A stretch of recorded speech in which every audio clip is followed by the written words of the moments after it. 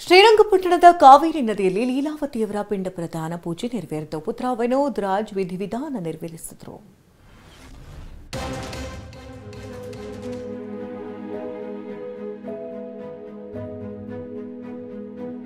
ಹಿರಿಯ ನಟಿ ಲೀಲಾವತಿಯವರು ಅಗಲಿ 15 ದಿನಗಳೇ ಕಳೆದಿವೆ.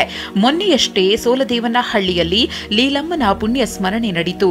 15ನೇ ದಿನವಾದ ನಿನ್ನೆ ಸಂಪ್ರದಾಯದಂತೆ ಶ್ರೀರಂಗಪಟ್ಟಣದಲ್ಲಿ ಪಿಂಡ ಪ್ರದಾನ ಮಾಡಲಾಯಿತು.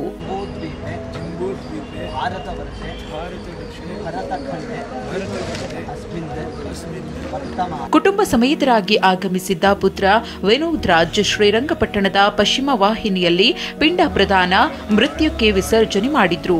ಭಾವುಕತೆಯಿಂದಲೇ ಪುತ್ರ ವಿನೋದ್ ಲೀಲಮ್ಮನ ಮೃತ್ಯುಕ್ಕೆ ವಿಸರ್ಜನೆ ಮಾಡಿದ್ರು. ಲೀಲಾವತಿಯವರ ನೆಚ್ಚಿನ ಶ್ವಾನ ಬ್ಲ್ಯಾಕಿಯನ್ನು ಜೊತೆಯಲ್ಲೇ ಕರೆತಂದಿದ್ರು. ಅವರು ಪಿಂಡ ಪ್ರದಾನ ಮಾಡ್ತೀನಿ ಅನ್ನುವಂಥದ್ದು ನನಗೆ ನಿಜವಾಗ್ಲೂ ಜೀರ್ಣಿಸ್ಕೊಳ್ಳೋಕೆ ಆಗ್ತಾ ಇಲ್ಲ. ಇವತ್ತೊಂದು ಮಾತು ಹೇಳ್ತೀನಿ ನೋಡ್ರಿ, ಯಾಕೆ ವಿನೋದ್ ರಾಜ್ ಅಳ್ತಾ ಇದ್ದಾನೆ ಅಂದರೆ, ಹಿರಿಯರಿರುವಂಥ ಮನೆ, ಯಾವುದೇ ಒಂದು ಸಂಸ್ಥೆ ಹಿರಿಯರಿರ್ತಕ್ಕಂಥದ್ದು ತುಂಬ ಶ್ರೇಷ್ಠ.